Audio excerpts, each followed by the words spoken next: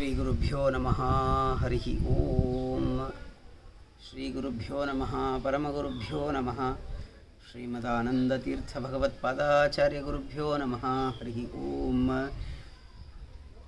जयति हरिरचिन्त्यः सर्वदेवैकवन्द्यः परमगुरुरभीष्टावाप्तितः सज्जनानां निखिलगुणगणार्णो नित्यनिर्मुक्तदोषः सरसिजनयनोऽसौ श्रीपतिर्मानदो नः। सिद्धलक्ष्मीर्मोक्षलक्ष्मी जयलक्ष्मी सरस्वती श्रीलक्ष्मीर्वरलक्ष्मीश्च प्रसन्ना भव सर्वदा। प्रथमो हनुमन्नाम द्वितीयो भीम एव च पूर्णप्रज्ञस्तृतीयस्तु भगवत्कार्यसाधकः। वक्रतुण्डमहाकाय सूर्यकोटिसमप्रभ निर्विघ्नं कुरु मे देव सर्वकार्येषु सर्वदा।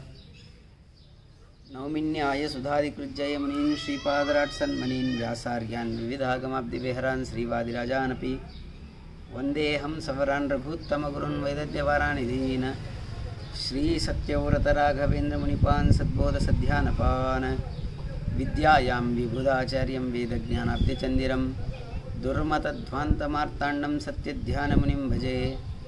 सत्याभिज्ञकराब्जोत्थान् पञ्चाशट्वर्षपूजकान् सत्यप्रमोदतीर्थार्यान् नौमिन्याय सुधारतान्। शास्त्रेषु पारदृष्वाणं शास्त्रज्ञेश्च वत्सलं दीनभक्तोद्धारकरं सत्यात्मानं गुरुं भजे। विद्यापीठविधातारं विद्यावारिधिचन्दिरं विद्यार्थिवत्सलं वन्दे महामहिमसद्गुरुम्। आपादमौलिपर्यन्तं गुरूणाम् आकृतिं स्मरेत् तेन विघ्नाः प्रणश्यन्ति सिद्ध्यन्ति च मनोरथाः। श्रीगुरुभ्यो नमः हरिः ओम।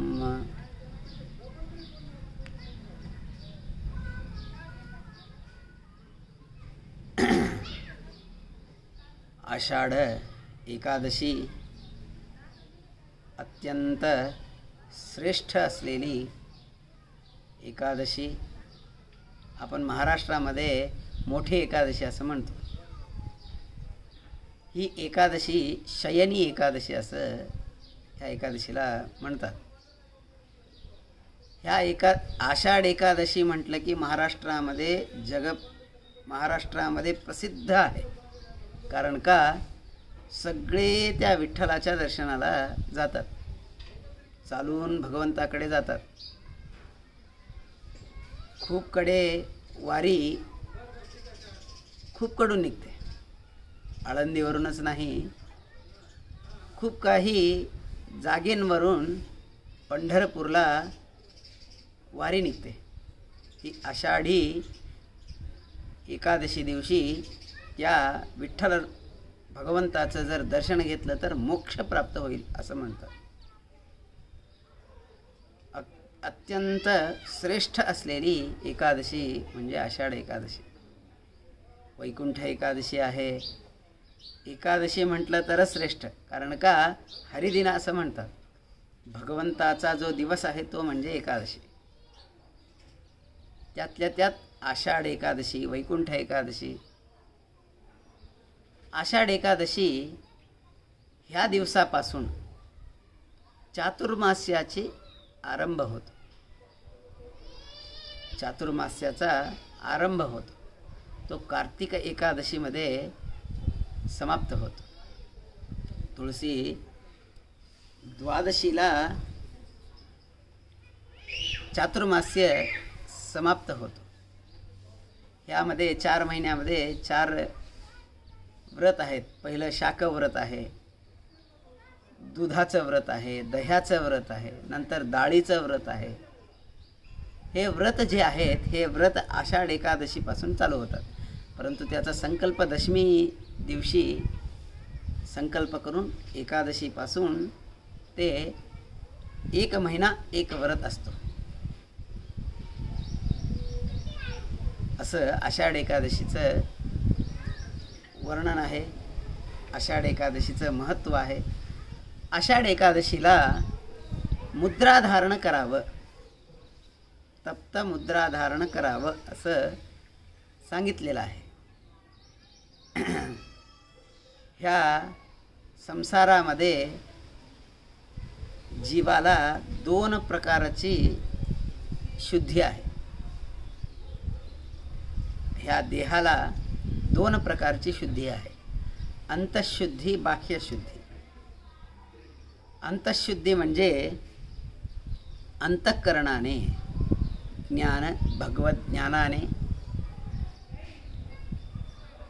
भगवंताच्या भक्तीने, कामक्रोधादिकांचा जय करून ज्ञान भक्ती वैराग्य प्राप्त करून मोक्ष मार्गाला जाणे, ही अंतःशुद्धी. अजून एक काय तर बाह्यशुद्धी. बाह्यशुद्धी म्हणजे देहशुद्धी. देहाला आपण सकाळी लवकर उठतो, दंतधावन करतो, तोंड धुतो, स्नान करतो, हे जे आहे हे बाह्यशुद्धी. बाह्यशुद्धीमध्ये देहावरती गोपीचंदन आणि मुद्रा धारण करणं हे अत्यंत आवश्यक आहे बाह्यशुद्धी, देहशुद्धीसाठी. भगवंताचं महात्म्य अत्यंत अद्भुत आहे. त्या भगवंताचं महात्म्य जाणून करण्यासाठी अंतःशुद्धी आणि बाह्यशुद्धी हे 2 प्रकार आहेत. त्या बाह्यशुद्धीमध्ये देहशुद्धी आपण म्हणतो, स्नान वगैरे दररोज करतो आपण, परंतु गोपीचंदन मुद्राधारण जे आहे ते खूप कमी जण करतात. त्यामुळे गोपीचंदन आणि मुद्राधारण करणं हे अत्यंत अत्यंत आवश्यक आहे. तप्त मुद्राधारण करून घेणं स्वामीजींकडून हेही अत्यंत आवश्यक आहे. कारण का तर तुम्ही ऑफिसमध्ये जाता, ऑफिसमध्ये जात असताना तुमच्या गळ्यात ते लेबल दिलेलं असतं, एक कार्ड दिलेलं असतं. कार्ड तुम्ही दाखवला तर ऑफिसमध्ये जाता, कारण का हा माझ्या ऑफिसचा एम्प्लॉय आहे म्हणून त्याला मध्ये घेतात. मग आपण जर भगवंताकडे जायचं असेल, भगवंताच्या मोक्षप्राप्तीस जर आपण जायचं असेल तर हे लेबल आपल्याला अत्यंत आवश्यक आहे. कोणतं लेबल? गोपीचंदन धारणा करणं आणि मुद्रा धारण करणं. तप्त मुद्रा किंवा ऊर्ध्व पुंड्रामध्ये गोपीचंदनामध्ये लेपन करून मुद्रा धारण करणं अत्यंत आवश्यक आहे. चातुर्मास्यामध्ये तप्त मुद्रा धारण करणं हे अत्यंत आवश्यक आहे असं म्हणतात. त्यातल्या त्यात आषाढी एकादशी दिवशी, त्यातल्या त्या चातुर्मास्याच्या एकादशी दिवशी, त्यातल्या त्यात आषाढी एकादशी दिवशी तप्त मुद्रा धारण करणं अत्यंत आवश्यक आहे असं म्हणतात.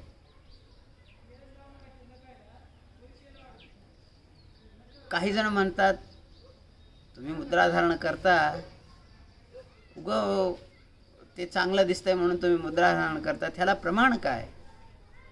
तप्त मुद्रा धारण करण्यासाठी ही तुमची अंधश्रद्धा आहे, अंधश्रद्धा आहे असं म्हणतात. परंतु ही अंधश्रद्धा नाही. शास्त्रामध्ये ह्याचं वर्णन केलेलं आहे, वेदामध्ये ह्याचं वर्णन केलेलं आहे. वेदामध्ये ह्याचं वर्णन केलेलं आहे. काय तर तप्त मुद्रा धारण केलेला जो कोणी आहे तो मोक्ष मार्गाला प्राप्त होईल. कुठे सांगितलेलं आहे तर सांगतात, वेदामध्ये सांगितलेलं आहे, पवित्रं ते विततं ब्रह्मणस्पते प्रभुर्गात्रा आणि पर्येषि विश्वतः अतप्त तनुर् न तदामो अश्नुते श्रितास इद्वः तत्समाशत. वेदामध्ये सांगितलेलं आहे, हे ब्रह्मणस्पते म्हणजे हे भगवंता विश्वतः जगाच्या गात्राणी शरीरात पर्येशी व्यापून राहतोस. जगामध्ये सगळीकडे व्यापून आहे भगवंता. आपल्या देहामध्ये आहे, प्रत्येका वस्तूमध्ये आहे, क्षणामध्ये प्रत्येक जे काही आपल्याला वस्तू दिसत आहे त्या प्रत्येका वस्तूमध्ये भगवंता व्यापून असलेला भगवंत तुझे पवित्र असे सुदर्शन. भगवंत हातामध्ये शंखचक्र धारण केलेलं आहे. शंखचक्र, गदा, पद्म, नारायण पंचमुद्रा आहेत. त्यात शंखचक्र ह्या मुद्रा धारण करणं अत्यंत आवश्यक आहे. तप्त मुद्रा धारण करून घेणं हे अत्यंत आवश्यक आहे.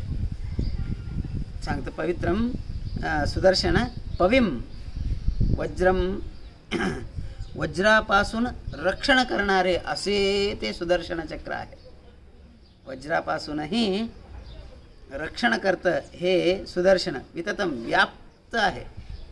अतप्त तनू बघा इथे सांगतात अतप्त तनू म्हणजे तप्त सुदर्शन जो शरीरावरती धारण करत नाही असा पुरुष जो आहे तो आमहा, अजून कच्चा आहे पुरुष, पूर्ण परिपक्व झालेला नाही.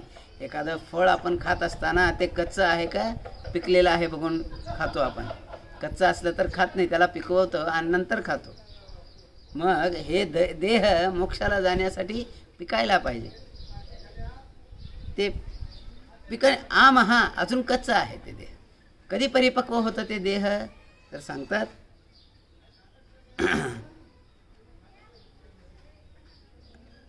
सांगतात अतप्त तनूह आमहा, कच्चा असले त्यामुळे आपले जे पाप आहे ते अजून जळालेले नाही. तर त्यासाठी तो जो आहे तो मोक्षाच्या सुखाला जात न अश्नुते, प्राप्त होत नाही. मग काय करायला पाहिजे? श्रितासहा तप्त सुदर्शनाने तापून संस्कारयुक्त झालेले जे आहे ते समासत म्हणजे तप्त मुद्रा धारण करून तो मोक्षाला प्राप्त होतो. त्यामुळे तप्त मुद्रा धारण करणं हे अत्यंत आवश्यक आहे. विष्णूंच्या भगवंता जो आहे तो सर्व शरीरामध्ये व्यापून आहे आपल्या.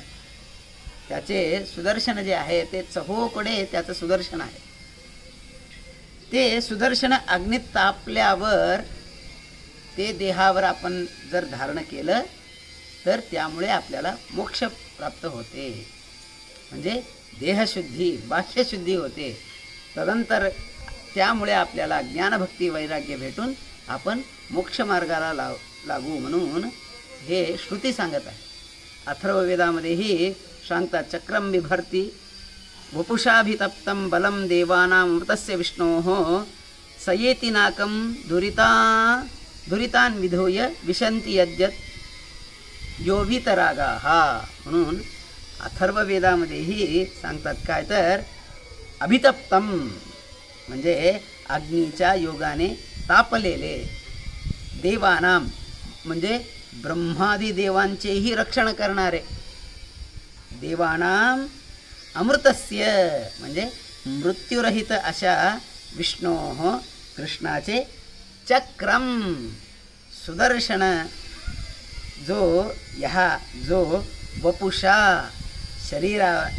शरीरावर बिभर्ती धारण करतो, सहा दुरितान विधूय म्हणजे सकल पातकानां प्रत विधूय म्हणजे सगळ्या पापांचं नाश करून वितरागाः विरक्त योगी ज्याप्रमाणे दुःखरहित होऊन मोक्षाला प्राप्त होतात तसे आपण जर देहावरती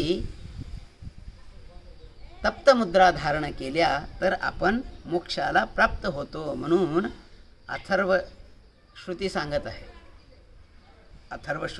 आहे. अजून काठक श्रुतीमध्येही सांगितलेलं आहे. काय तर चरणं पवित्रं विततं पुराणं येन पूतस्तरति दुष्कृतानि तेन पवित्रेण शुद्धेन पूताति पाक्मान मरातिं तरेम. पहिले अथर्व श्रुती सांगत आहेत, नंतर काठक श्रुती सांगत आहे. हे मी सांगत नाही तप्त मुद्रा धारण करा म्हणून. श्रुती सांगत आहे, पुराण सांगत आहेत तप्त मुद्रा धारण केलं पाहिजे. ही श्रुती काय सांगत आहे? येन ज्या चरणाने म्हणजे चक्राने, पवित्रं चरणं चक्रम म्हणून सांगितलेलं आहे. चरण म्हणजे चक्र, पूतः शुद्ध झालेला, दुष्कृतानी पापां प्रततरती म्हणजे दुष्कर्म केलेल्याने जे पाप आहेत ते पाप तरती तरुण जातो. विततम विस्तृत असलेले, पुराणम सनातन असलेले, चक्रम चरणम चक्र जे आहे अत्यंत पवित्र आहे. चरणम पवित्रम विततम पुराणम पवित्र आहे. तेन त्या अशा शुद्धेन शुद्ध अशा पवित्रेण चक्राच्या वेगाने पूतः पवित्र झालेले असे पापरूपी अशा अरातिम शत्रुप्रत अततिरेम ओलांडून जाऊन जिंकतो. ह्याचा अर्थ काय, भावार्थ काय तर मनुष्य या तप्त चक्राच्या योगाने पवित्र होऊन शत्रूंचा नाश करतो, पण अनादिकालापासून शुद्ध असलेल्या चक्राच्या योगाने पापांचेही क्षालन करतो असं काठक श्रुती सांगत आहे. खूप काही वर्णन सांगितलेलं आहे. नंतर परत सांगतात, लोकस्य द्वार मर्चिमत् पवित्रं ज्योतिष्मत् भ्राजमानं महस्वत अमृतस्य धारा बहुधा दोहमानं चरणं नो लोके सुधातां दधातु. अथर्वश्रुती काठकश्रुती मध्येच सांगतात काय तर, सर्व लोकांना मोक्षप्राप्ती साधन असलेले अग्नीच्या ज्वालेप्रमाणे सूर्यकिरणासारखे प्रकाशमान व शोभायमान जणू मोक्षाच्या प्रवाहास उत्पन्न करणारे असे अत्यंत पवित्र सुदर्शन आम्हा या लोकात प्रतिष्ठा उत्पन्न करो म्हणून प्रार्थना करतात. भगवंताची शंखचक्र आदी आयुधे चिन्हित करणारा या संसार समुद्रातून तरुण जाण्याकरिता एक अत्यंत सोपा असा मार्ग आहे. काय तर शंखचक्र धारण करणे. या संसार सागरातून तरुण जर आपल्याला जायचं असेल तर तप्त मुद्रा धारण करणे म्हणून सांगितलेलं आहे. शरीरावर धारण करीत असत. त्यामुळे अत्यंत श्रेष्ठ असे भगवंताचे चिन्ह आहेत. शंख चक्र गदा पद्म नारायण असे भगवंताचे श्रेष्ठ अशा मुद्रा आहेत, त्या आपण धारण केल्या पाहिजेत. परत शंखचक्र आदी मुद्रा धारणेचे खूप महत्त्व आहे. ह्या धारणाने मोक्षप्राप्ती होते. मोक्षप्राप्ती तर होतेच, पण वासुदेव परमात्म्याच्या स्थानाची प्राप्ती करून घेण्यास मुद्रा धारणे हे एक साधन आहे. म्हणजे भगवंताच्या जवळ आपण पोहोचण्यासाठी मुद्रा धारण करून घेणं हेही एक साधन आहे म्हणून सांगत आहे. कुठे सांगत आहे तर ऋक्सामश्रुतीमध्ये म्हटलेलं आहे काय तर, चमूत्सेनो शकुनो विभावा गोविंदु द्रप्स आयुधानि बिभ्रत अपां मूर्तिं सचमानस समुद्रम तुरीयम धाम महिषो विवृक्ते म्हणून सांगितलेलं आहे. काय तर गोविंद नामक परमात्म्याचे शंखचक्रादी आयुध धारण करणारा, पापसमूहांचा नाश करणारा, स्वतःचा उद्धार करून घेणारा, सूर्यासारखा असा संसार समुद्राच्या ठिकाणी नारायण परमात्म्याला स्मरण करणारा पुरुष वासुदेव परमाच्या स्थानास प्राप्त करून घेतो म्हणून ह्या श्रुतीचा अर्थ आहे. श्रुतीत परत म्हटलेलं काय तर खूप काही श्रुतीमध्ये सांगितलेलं आहे. फक्त श्रुतीमध्ये नाही, स्मृतीमध्येही भगवंताच्या आयुध शंखचक्र जे आहेत त्यांचं वर्णन केलेलं आहे. परत काय म्हणतात तर, प्रत्येका संस्कारापूर्वी मुद्रेची धारणा करून घेणे हे अत्यंत आवश्यक आहे म्हणून सांगतात. मुलगा जन्मल्यावर किंवा संतान झाल्यावर 12व्या दिवशी मुद्रा धारण करणे श्रुतीमध्ये सांगतात. काय तर अंकये शंखचक्राभ्यां नाम कुर्याच्च वैष्णवं संस्काराणां च सर्वेषां आद्यं चक्रादिधारणं तत्कर्तव्यन्तु सर्वेषां विधिना वै द्विजन्मनां. मुलाच्या नामकरणाच्या अगोदर शंखचक्रादी चिन्हांचा संस्कार करून नंतर मुलाला नामकरण केलं पाहिजे. शास्त्र सांगत आहे, पुराण सांगत आहे. त्यामुळे शंखचक्र हे धारण करणं अत्यंत आवश्यक आहे. विष्णू भक्तांची सर्व वर्णांना मुद्रा अंकित अग्नीत तप्त करून द्यावात याबद्दलही स्मृतीचे प्रमाण आहे. हे तप्त मुद्रा धारण करून घ्या, तप्त मुद्रा धारण करून घ्या म्हणून मी मगापासून सांगत आहे. ते श्रुतीमधलं प्रमाण होतं. आता हे स्मृतीमधलं प्रमाण आहे. काय तर अग्निनैव तु संतप्तं चक्रमादाय वैष्णवः दह्येत सर्ववर्णानां हरिस्सालोक्य सिद्धये. धारयेत् विष्णुभक्तस्तु चक्रं बाहौ तु दक्षिणे वामे तु शंखं बिभ्रूयात् विष्णुसायुज्य सिद्धये. म्हणजे विष्णुभक्तांनी जे वैष्णव आहेत, विष्णू भक्त आहेत, त्यांनी प्रत्येकाने अग्निनैव तु संतप्तम, अग्नीमध्ये तप्त झालेलं जे मुद्रा आहेत, सुदर्शन असो, शंख असो, चक्र असो इत्यादी ज्या मुद्रा आहेत त्या आपण भक्तीने धारण केल्या पाहिजेत. कुठे कसं धारण केलं पाहिजे तर उजव्या बाहूवर चक्र आणि डाव्या बाहूवर शंख धारण केलं पाहिजे.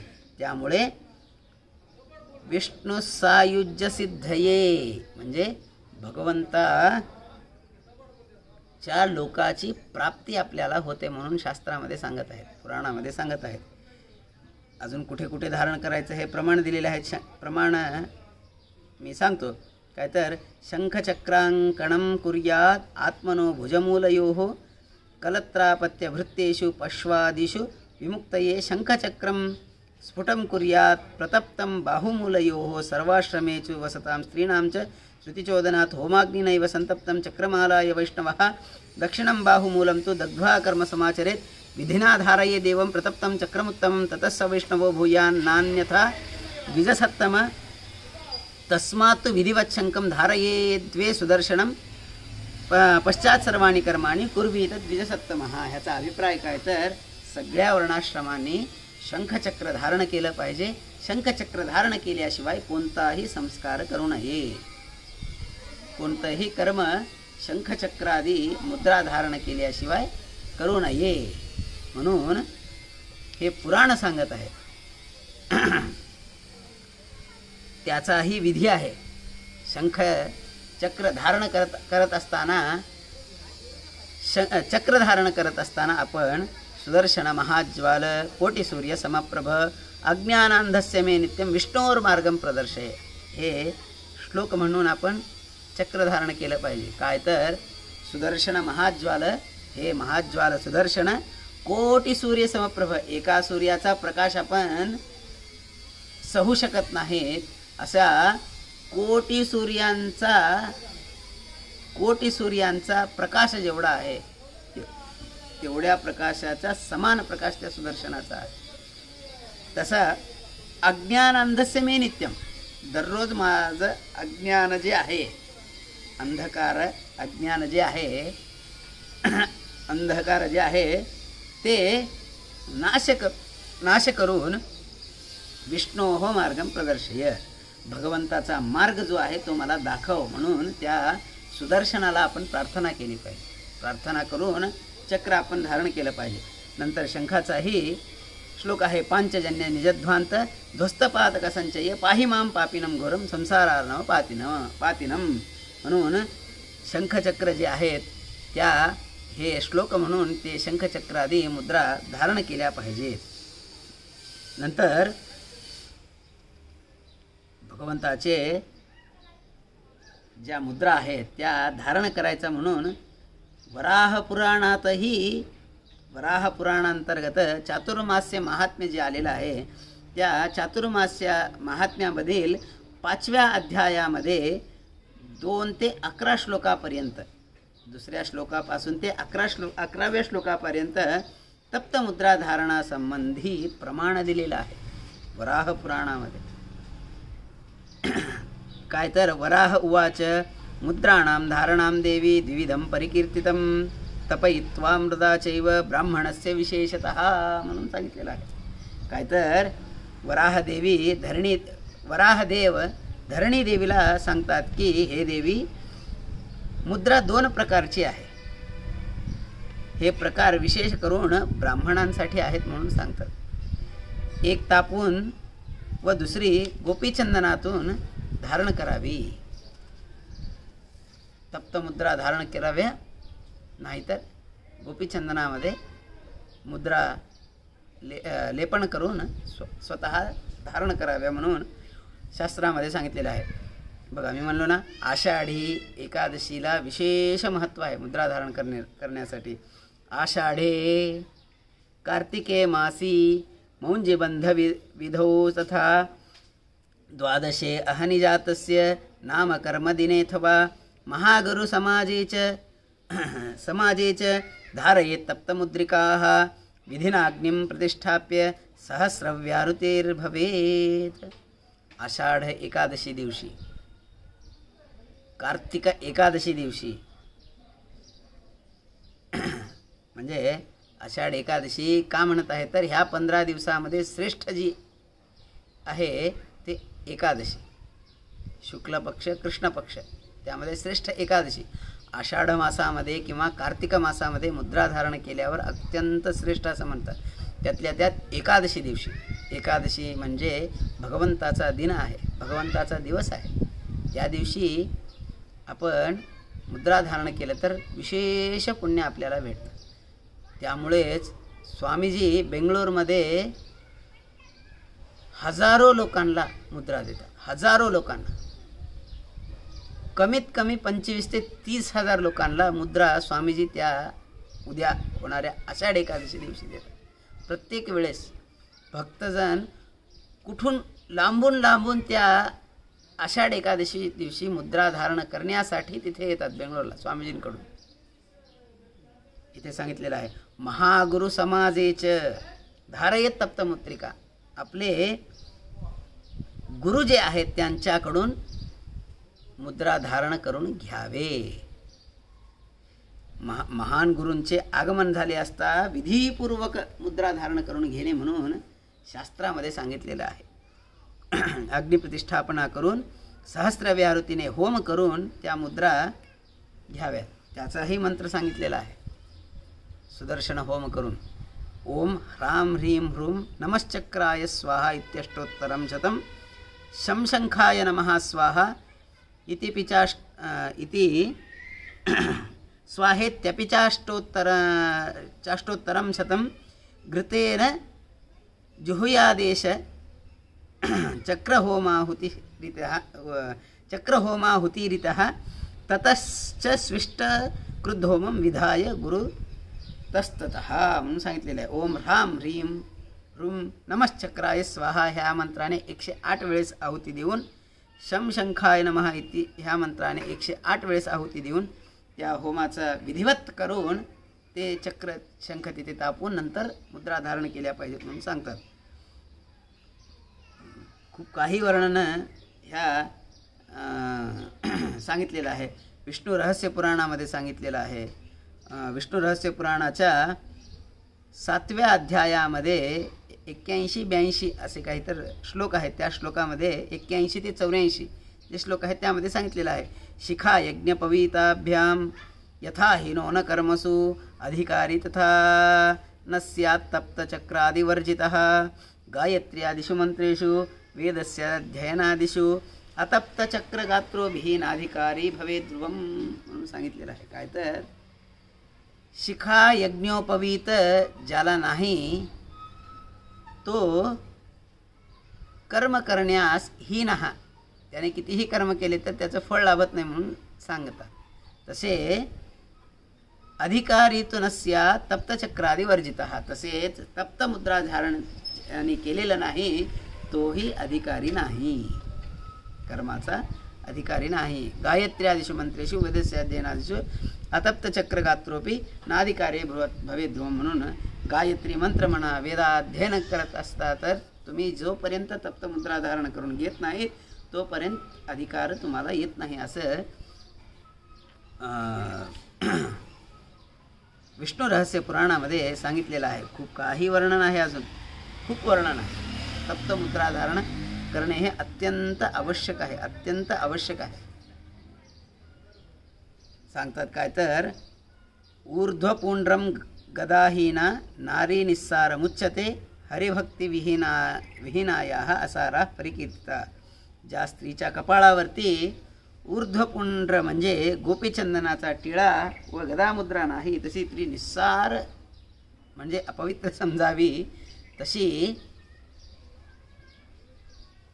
तसेच आपणही, फक्त स्त्री नाही आपणही पुरुषही नित्य नियमाने गोपीचंदन धारण, तप्तमुद्रा धारण किंवा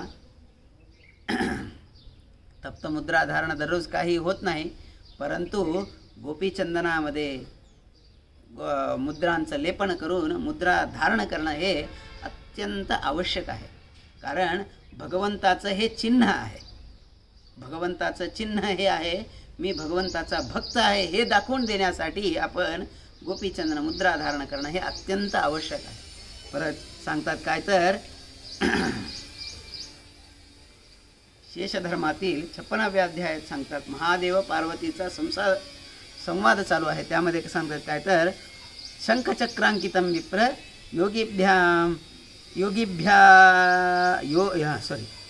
शंखचक्रांकितं विप्र योभिगम्याभिवादयेत् ललाटे पांसु संख्यानि विष्णुलोकं महीयते.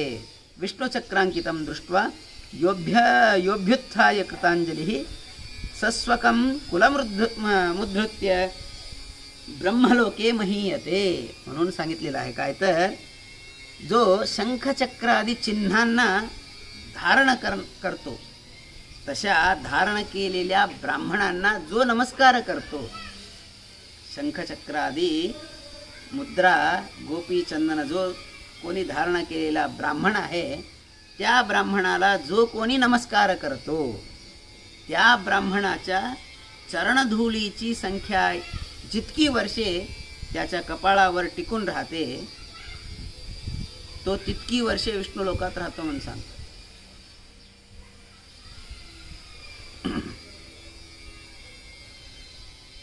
एवढं महत्त्व आहे. शंखचक्र धारण केलेल्या ब्राह्मणाला जरी नमस्कार केला तरी एवढं महत्त्व आहे. म्हणून शंखचक्र धारण करणं, मुद्रा धारण करणं, गोपीचंदन धारण करणं हे अत्यंत अत्यंत अत्यंत आवश्यक आहे. तप्त मुद्रा धारण करणं हेही अत्यंत आवश्यक आहे. त्यामुळे आषाढी एकादशी, कार्तिक एकादशी यांना संस्कार आदी करत असताना त्या आधी तप्तमुद्रा धारण करणं किंवा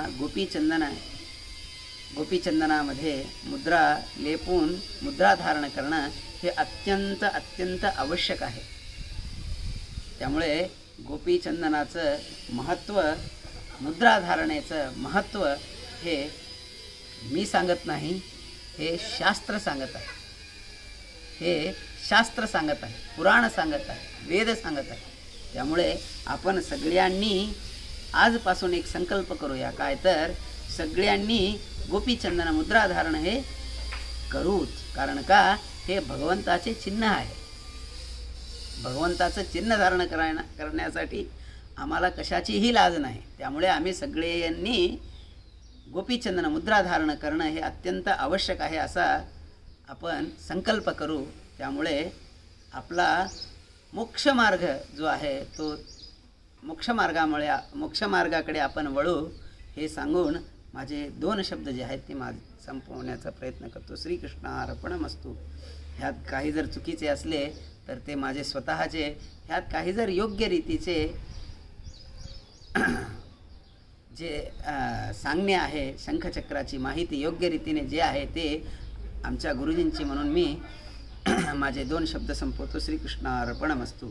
नाहं कर्ता हरिः कर्ता तत्पूजा कर्मचाखिलं तथापि मत्कृता पूजा तत्प्रसादेन नान्यथा तद्भक्तिस्तत्फलं मह्यं तत्प्रसादः पुनः पुनः कर्मण्यासो हराव्यं विष्णोस्तृप्तिकरसदा अनेन भावयत् पुण्यं तदाप्नोतु गुरुर्मम. श्रीकृष्णार्पणमस्तु. हरये गुरवे नमः.